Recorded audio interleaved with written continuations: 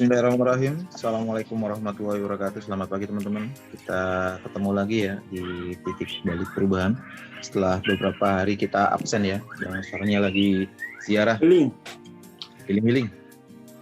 Oke, sebelum kita awali kuliah kita pagi ini, kita berdoa terlebih dahulu supaya apa yang kita dapat pagi ini bisa lebih berkah, bermanfaat, dan bisa mendapat pemahaman. Berdoa mulai. A'udzubillahi minasyaitonirrajim. Bismillahirrahmanirrahim. Rabbi zidna ilma warzuqna fahma birahmatika ya arhamar rahimin. Amin. Monggo, Kang. Oke. Bismillahirrahmanirrahim. Assalamualaikum warahmatullahi wabarakatuh. Selamat pagi ya. Oke, kita lanjutkan kembali pembahasan kita ya mengenai soal posisi sains ya, keilmuan sains dan spiritual ya. Mungkin saat ini teman-teman belum merasa penting ya mendiskusikan hal-hal semacam ini. Cuman memang ya harus dibiasakan ya, harus dibiasakan. Jadi dengan ikut berdiskusi ya. Dengan ikut berdiskusi maka kita kemudian bisa mengerti ya, bisa mengerti tentang atau bisa mengerti lebih jauh tentang diri kita sendiri. Jadi kita jangan sampai melokalitas ya. Melokalitas diri kita hanya sebatas orang awam. Tidak melokalitas diri kita hanya sebatas urusan perjuangan besok makan apa. Perjuangan untuk perolehan material. Itu sudah menunjukkan ciri kejatuhan spiritual. Sebagai makhluk spiritual mestinya kita mensibukkan diri kita dengan urusan ya ilmu. Ya kan? Mari kita lanjut.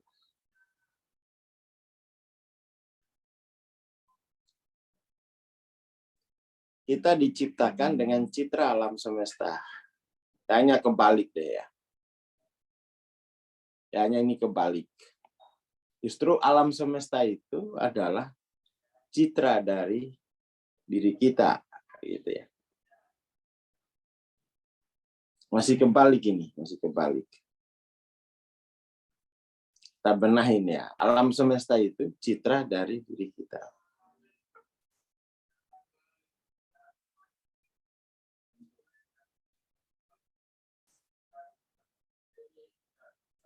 Pada dini hari di Karibia, saya menyadari bahwa bahkan para pemenang di dunia Darwin kita merupakan pecundang.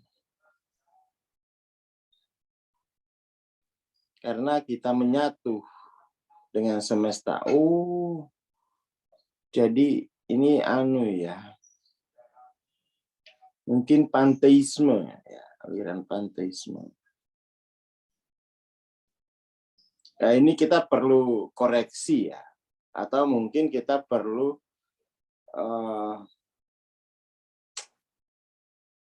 benahin bahasanya ya.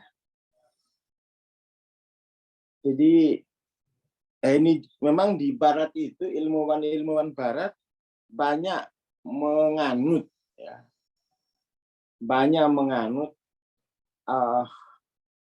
aliran panteisme. Aliran panteisme.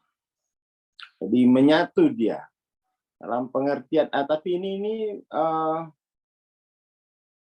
kan banyak itu yang menyatu itu. Kalau panteisme menyatunya itu melebur. Cuman kalau kita di umat Islam itu dia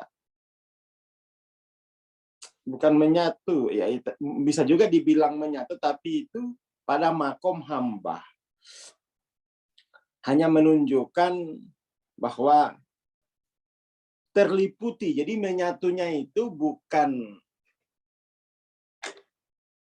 makhluk yang menjadi Tuhan, tetapi menyatunya itu karena terliputi. Nah, ini penting ya. Penting kita definisikan kembali. Jangan sampai menyatunya itu arahnya makhluk yang melebur menjadi Tuhan, tetapi menyatu itu karena terliputi. Nah, ini penting ya, hamba itu gitu. Tapi kalau teman-teman menganut paham menyatu itu meleburnya hamba ke dalam Tuhan, ya silakan saja. Itu kan urusan akidah masing-masing. Monggo. Jadi sehingga tidak ada lagi holik, tidak ada makhluk, tidak ada hamba, tidak ada rob, itu ya silakan saja, itu ikutin aliran masing-masing, tetapi dalam dalam pemahaman, dalam akidah saya itu menyatunya ini dalam rangka karena diliputi gitu. Tidak ada jarak. Jadi hamba itu tidak bisa keluar dari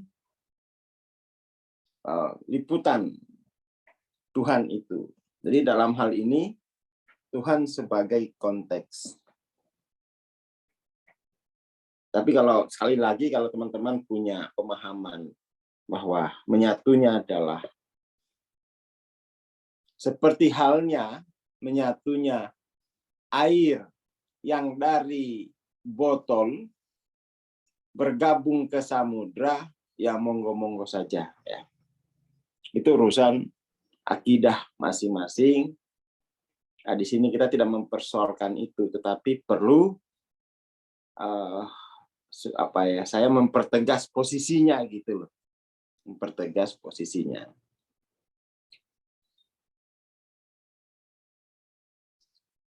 Jadi Tuhan ini saya ganti saja ya, saya ganti. Tuhan meliputi segala sesuatunya gitu ya.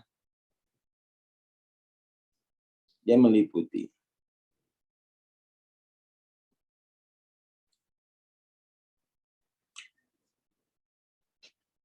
Sel-sel yang terlibat dalam perilaku ketika otaknya atau membran merespon sinyal lingkungan.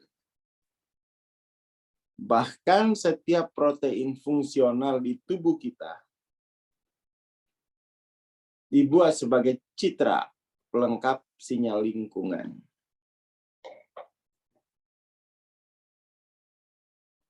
Jika tidak memiliki sinyal pelengkap sebagai pasangan, protein tidak akan berfungsi. Jadi ini teman-teman soal mekanisme protein ya. Soal mekanisme protein teman-teman bisa baca di buku Biology of Belief. Bagus sekali itu ya. Jadi buku itu bahwa sebenarnya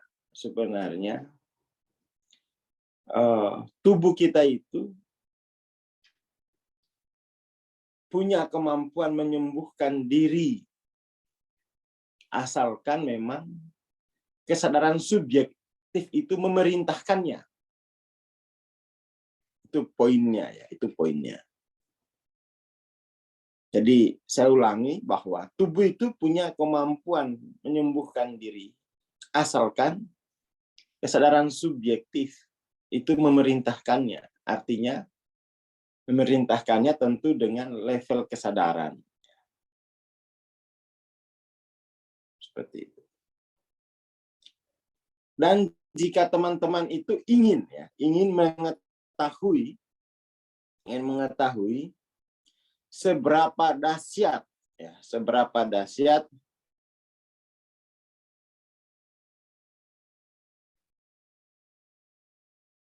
seberapa dahsyat kekuatan kesadaran subjektif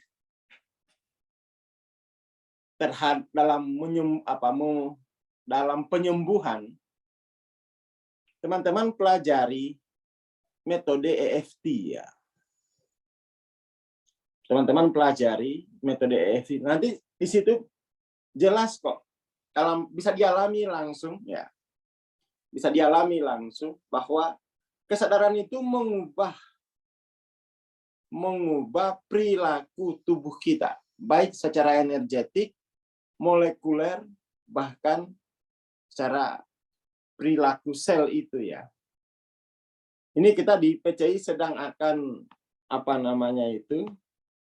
mengembangkan ya mini training online offline itu untuk mereka yang ingin melihat-lihat dulu seberapa besar sih pengaruh kesadaran subjektif dalam mempengaruhi perilaku baik psikis atau psikologis maupun biologis ya. Jadi saya melihat masyarakat kita itu tidak atau belum begitu antusias melakukan percepatan evolusi kesadaran karena dianggap kurang begitu berguna. Padahal itu bergunanya itu dalam hal-hal yang sangat vital dalam kehidupan kita, termasuk dalam mengubah perilaku dan mempercepat proses penyembuhan tubuh. Itu nanti kita akan demonstrasikan dalam mini training online. Bagaimana kesadaran subjek masing-masing itu mempengaruhi perilaku tubuh. Ini sedang kita siapkan programnya ya, ditunggu saja. Ditunggu saja.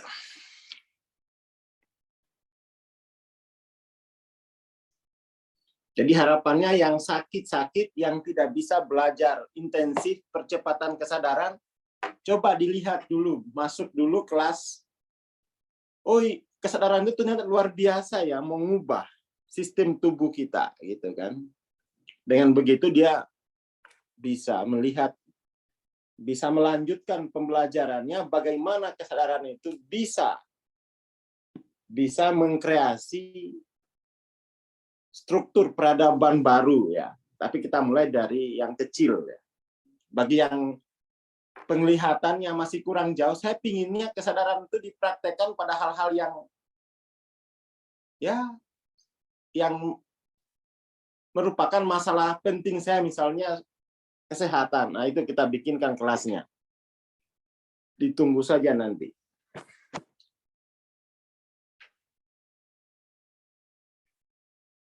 Oke, kita lanjut. Kembali ke pemenang atau pecundang gitu ya.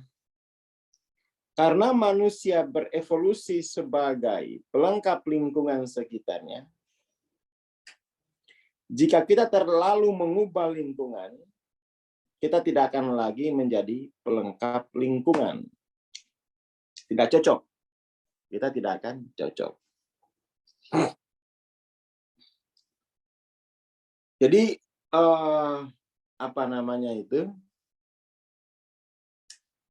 karena alam semesta dalam pengertian itu adalah alam raya, bukan Tuhan ya.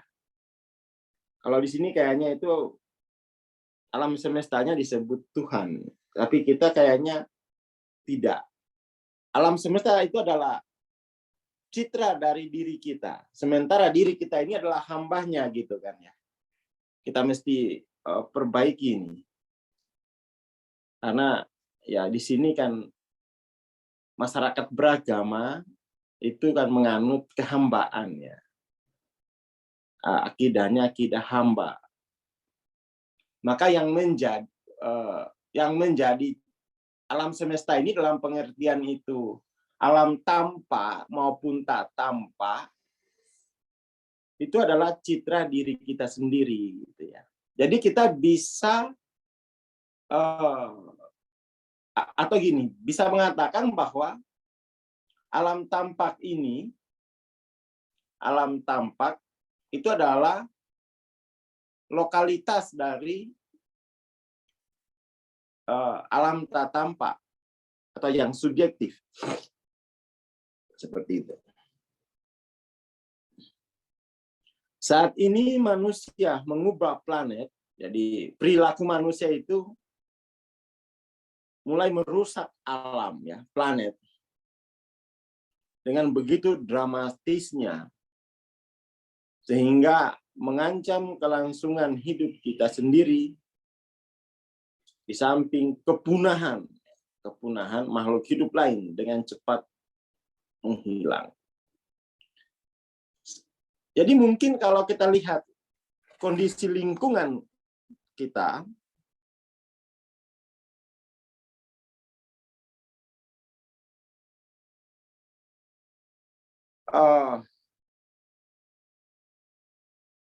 banyak yang mulai punah, ya. Spesies itu mulai punah.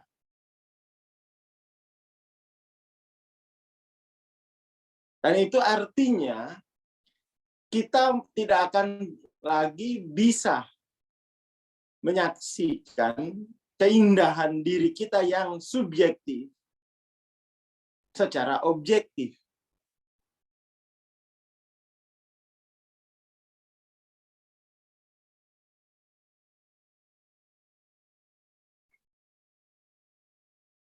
Seperti itu. Jadi menjaga lingkungan itu sama saja menjaga keutuhan diri kita secara objektif. Ini penting, ya. Ini kita mesti mendefinisikan, membuat definisi baru tentang lingkungan.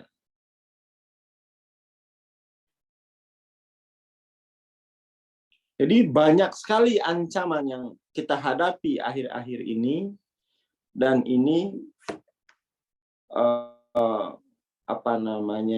menjadi tanggung jawab kita bersama.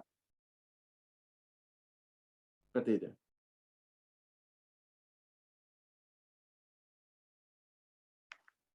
Jadi alam ini adalah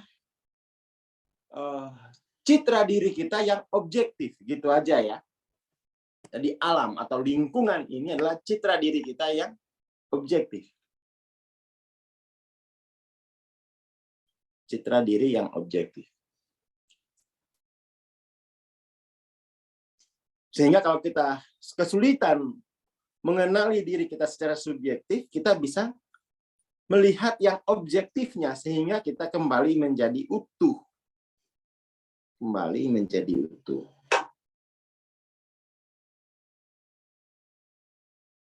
Hutan tuh banyak yang rusak, ya. Hutan banyak yang rusak. Yang lebih parah adalah sosial, struktur sosial itu sudahlah. Kebudayaan itu sudahlah, udah hancur. Maka mau nggak mau ini sebagai hamba, ya kita tidak bisa terus-menerus menghancurkan citra-citra diri kita hanya demi alasan ekonomi. Ya kan? Hanya demi alasan ekonomi. Kita kan selama ini itu menghancurkan lingkungan demi alasan ekonomi.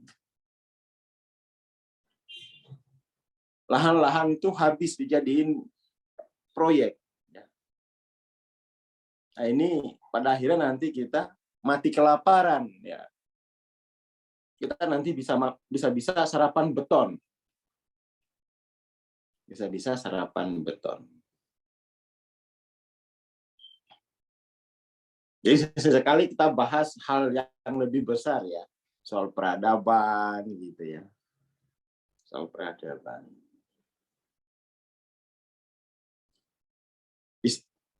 Kemiskinan juga itu menjadi ancaman yang sangat berbahaya. Jadi orang yang fokus ke ekonomi itu orang miskin. Orang miskin. jiwa miskin. Sehingga kemudian tuh sekarang ini kan kompetisinya ini kompetisi ke bertahan hidup. Kompetisi ke bertahan hidup. Saya melihat juga begini, saya melihat itu para pengusaha gitu ya, para pengusaha atau dunia bisnis harusnya itu berhenti melihat kehidupan ini sebagai pasar. Sebagai pasar. Dia mesti melihat kehidupan ini, melihat manusia yang membutuhkan kehidupan yang berkelanjutan dari dunia sampai akhirat.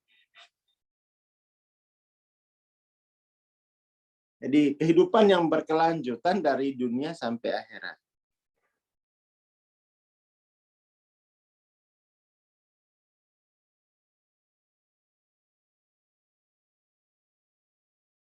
Seperti itu.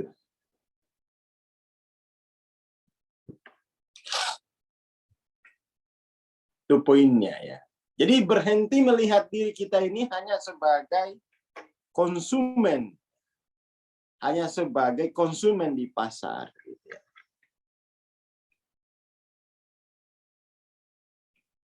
Jadi mari kita lihat lingkungan itu sebagai citra diri kita. Mari kita lihat kembali budaya itu sebagai citra diri kita yang objektif. Di sini kita berbeda istilah dengan Mbah Lipton ya. Nggak apa-apa, nggak apa-apa. Kita berbeda istilah.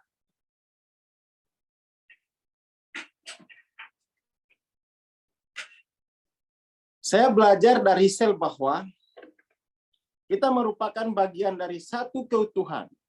Dan bahwa kita melupakan ini dengan nyawa kita taruhannya. Kita melihat bahwa lingkungan yang tampak, realitas tampak, dilihatnya dari kacamata ekonomi. Ini sulit ini sulit. Mestinya realitas tampak itu dilihat sebagai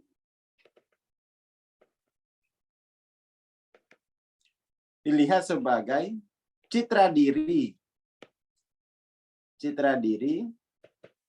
yang objektif. Ya kan, citra diri yang objektif.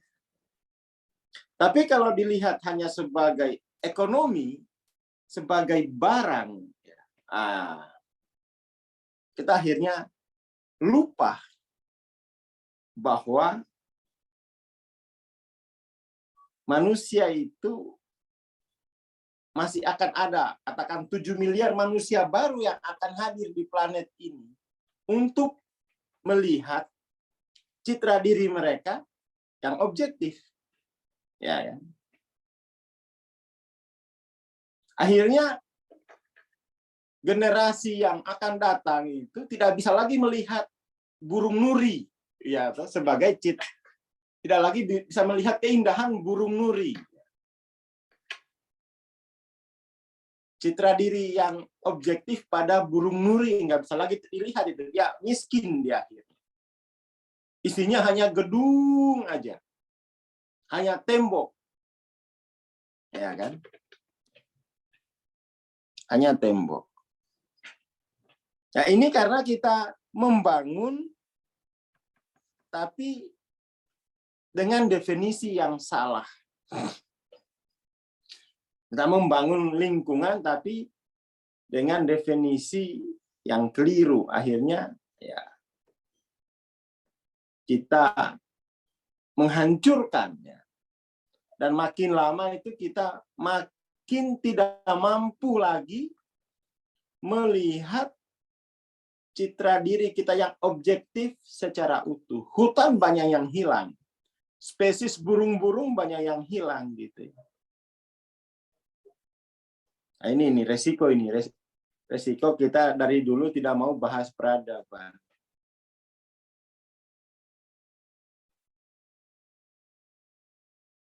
Seperti itu. Ini dia kembali ke bahas biologi ya. Namun saya juga mengakui bahwa kita memiliki identitas biologi unik. Mengapa? Apa yang membuat komunitas seluler setiap orang itu unik? Di permukaan sel kita ada satu keluarga reseptor identitas yang membedakan satu individu dengan individu lainnya. Bagian reseptor yang sering diteliti ini disebut reseptor diri, ya, reseptor diri.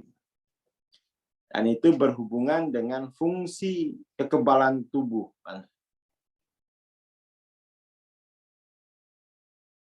Jika reseptor diri Anda dihilangkan, sel-sel Anda tidak akan lagi mencerminkan identitas Anda.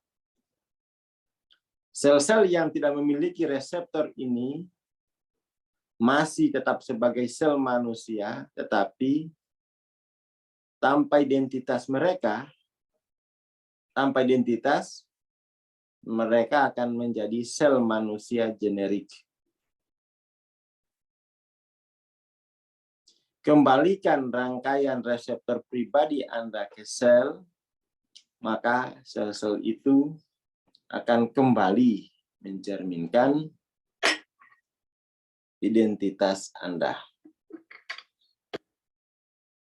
Ketika Anda menyumbangkan satu organ, semakin dekat rangkaian reseptor diri Anda dengan reseptor orang yang hendak menerima organ,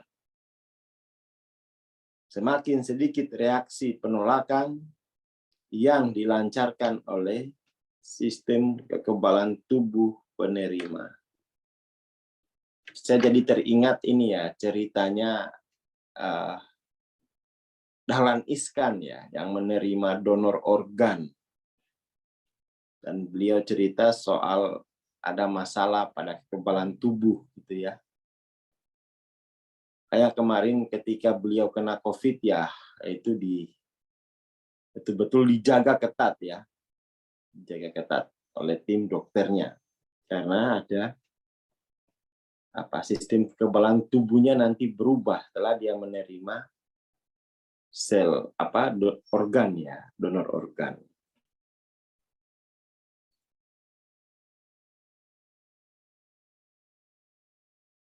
Di sini bagus ya, dalam pencarian donor itu kita tidak akan menemukan yang 100% cocok.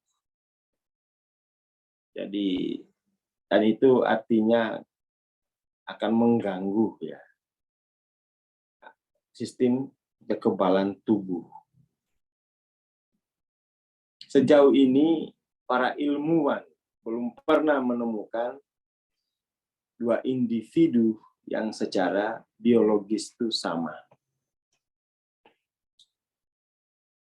Namun secara teori dimungkinkan menciptakan jaringan donor universal dengan menghilangkan reseptor diri sel.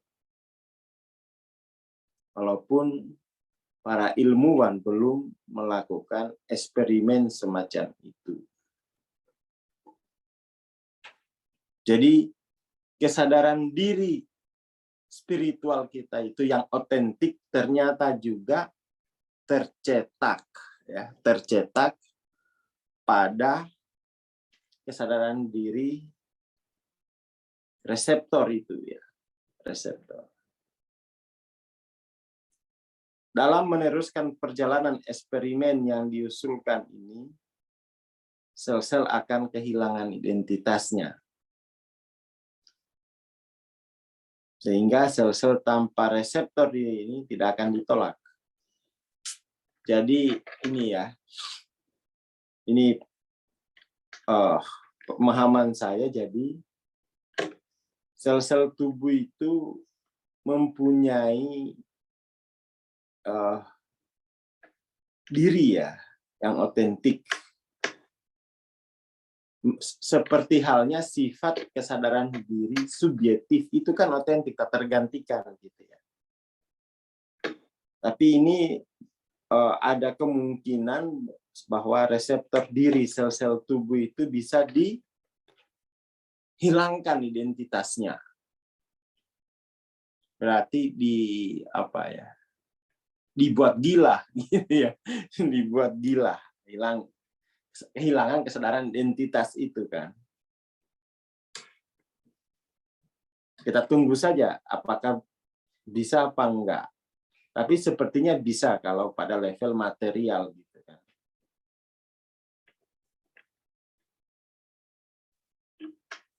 Walaupun para ilmuwan telah berfokus pada sifat reseptor terkait kekebalan ini, penting untuk diperhatikan bahwa bukan reseptor protein yang memberikan identitas terhadap individu, melainkan yang mengaktifkan reseptor tersebut.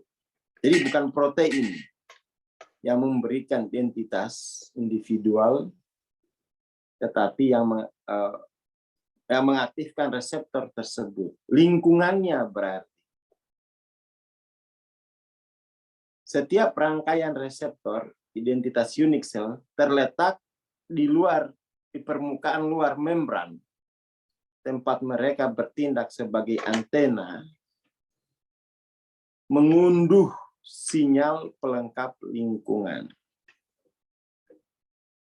Reseptor identitas ini membaca sinyal diri yang tidak ada di dalam sel, tetapi mendatanginya dari lingkungan eksternal. Bayangkan tubuh manusia sebagai TV, Anda gambar di layar, namun gambar Anda tidak berasal dari dalam televisi. Identitas Anda merupakan siaran lingkungan yang diterima melalui antena. Suatu hari Anda menyalakan TV dan tabung gambarnya pecah. Reaksi pertama Anda adalah, oh, TV-nya mati. Akan tetapi, apakah gambarnya mati bersama televisi? Ya, enggak. Kan tinggal beli TV-nya. Ya kan?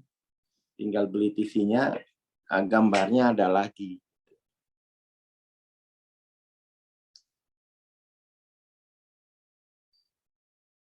Di dalam analogi ini, televisi fisik sama dengan sel. Antena TV yang mengunduh siaran mewakili rangkaian penuh reseptor pengidentifikasi kita, dan penyiaran mewakili sinyal lingkungan. Nah, ini bagus nih. Jadi LOC ya, LOC diri kita itu adalah yang menyiarkan, yang memberi sinyal. Dia sebagai sinyal lingkungan yang kemudian diterima oleh reseptor untuk ditampilkan ke dalam tabung ya, ke dalam tubuh kita. Ini pentingnya ini ya, pentingnya. Karena keasikan kita dengan dunia Newtonian yang material, mungkin pada awalnya kita berasumsi bahwa reseptor protein sel adalah diri, padahal bukan. Lingkungan. Dan lingkungan di sini itu adalah lingkungan kesadaran diri, ya. Consciousness. Yang menjadi lingkungan dari sel itu ya ada dua, lingkungan material dan lingkungan kesadaran. Untuk melihat efek LOC pada kesehatan, pokoknya tunggu saja, kita akan buktikan secara bersama-sama. Ketika kesadaran subjeknya diubah, sambil tapping-tapping pada jalur-jalur tertentu, itu nanti terjadi pergeseran kimiawi, bahkan sampai mengubah ekspresi genetik.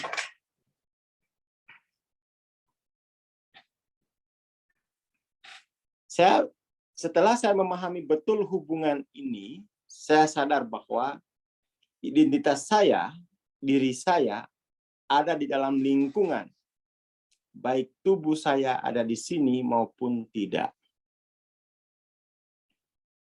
Sama seperti di dalam analogi TV, jika tubuh saya mati, dan pada masa depan seorang individu baru dilahirkan dengan rangkaian reseptor identitas yang sama, individu baru itu akan mengunduh program saya itu. Saya akan ada di dunia lagi. Tapi ini bisa-bisa ini jadi teori reinkarnasi. Coba ini kita, mungkin yang diunduh itu adalah program ya. Program kebiasaannya gitu ya. Program genetiknya. Setelah tubuh fisik saya mati, siaran masih ada. Identitas saya merupakan ciri khas kompleks yang terkandung di dalam banyak informasi yang secara kolektif membentuk lingkungan. Jadi memang kehadiran diri kita di dalam kehidupan ini itu memberi algoritma lah, katakan begitu ya. Memberi algoritma, menyumbang algoritma ke dalam kesadaran kolektif.